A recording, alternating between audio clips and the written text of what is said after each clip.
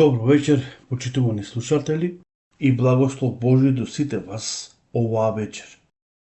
Сакам да ве поздравам сите вечерва со поздравот кој што се поздравуваа апостолите, поточно првата црква, со зборот Мараната. Во 1 Коринтијаните, 16 глава, од 22 до 24 ни е запишено: Проклет нека биде оној што нема љубов спрема Господа. Мараната, дојди Господе.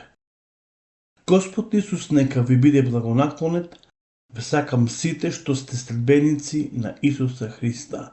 Амин. Значи, како се поздравувале апостолите и раната црква? Мараната. Мараната значи Господе. Дури во тоа време пред 2000 години, па дури апостолите и раната црква, првата црква после Христос, се надевале на тоа негово второ триумфално доаѓање на овој свет.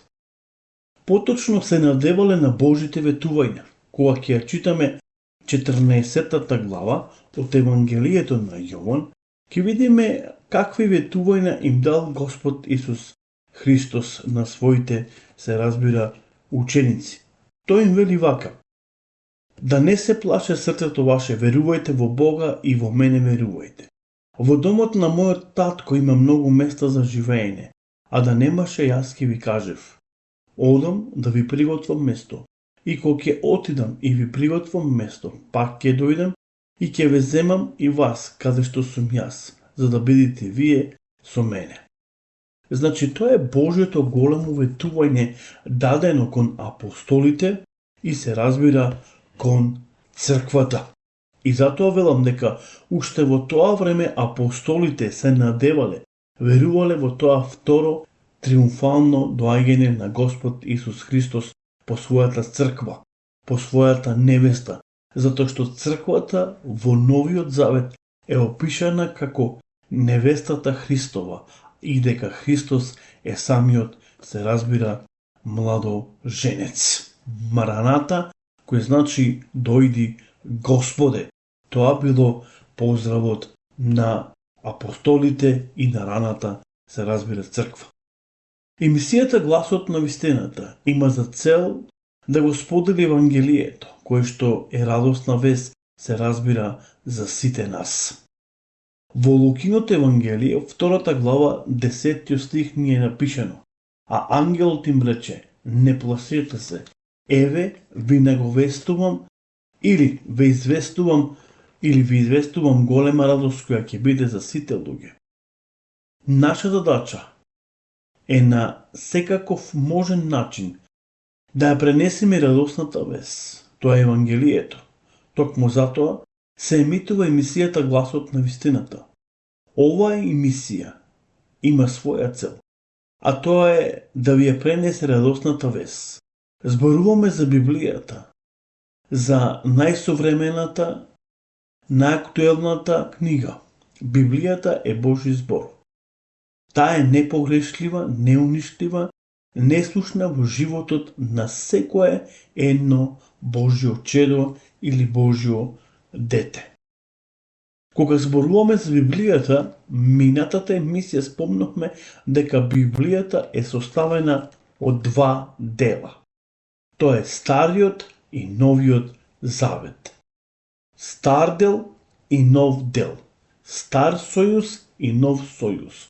Овие два договори Бог ги вклучува со својот народ.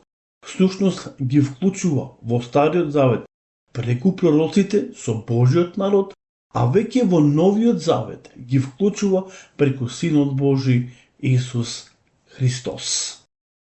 Така да, реков уште еднаш дека Библијата едноставно се дели, се разбира, на два дела. Иако содржински има повеќе, меѓутоа, кога ќе читаме, ќе видиме дека Библијата се дели на Стар, се разбира, и Нов Завет.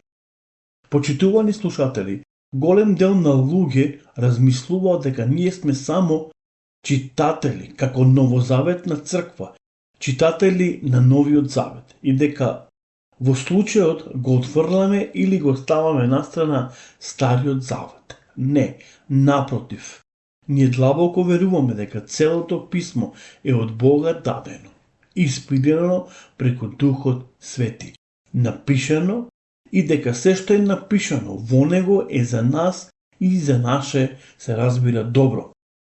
Потоа, кога ќе зборуваме дека Библијата е под Божји авторитет и дека е под Божја волја, поточно дозвола, ние разбираме дека Библијата е напишана по Божја волја и дека Бог одобрил да биде пишувана и дека тој ја имал целовкупната контрола на самото цело Свето писмо.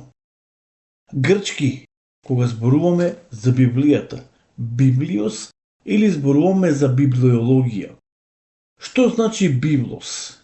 Значи книга или книги. Тука имаме еднина и множина. Книга или книги. Библос или библиотека. Повеќе од една книга праваат библиотека. Значи повеќе од една книга праваат библиотека. Па и самиот збор библиотека доаѓа од грчкиот израз библос, кој значи книги или книга.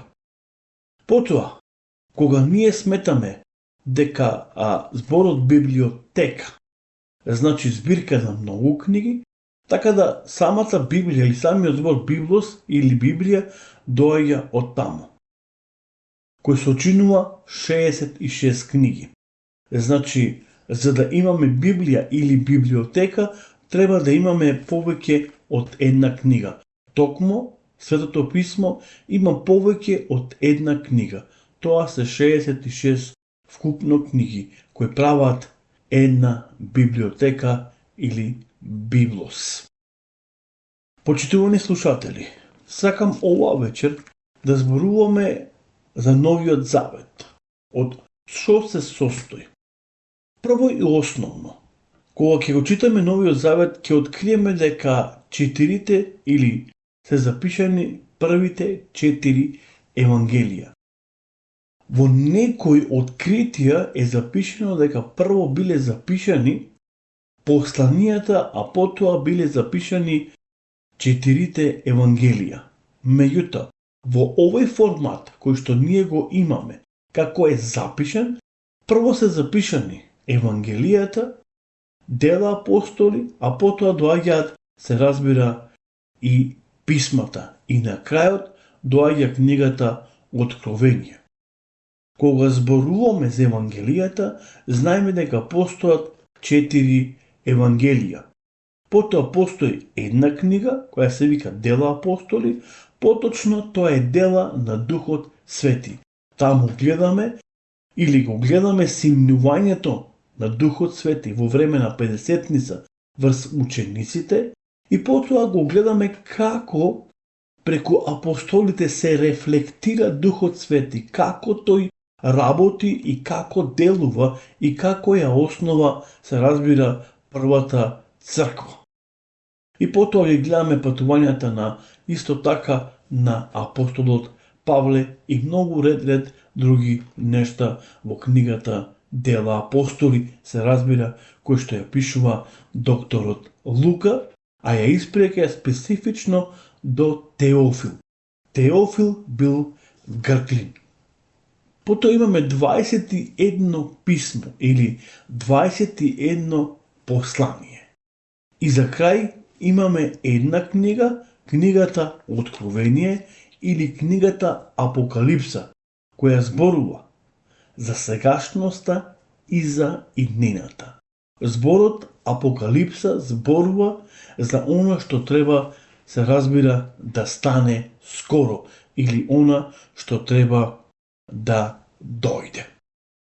Вкупно, кога ќе ги собериме сите овие книги, во Новиот Завет доаѓаме до една збирка. Тоа е 27 книги.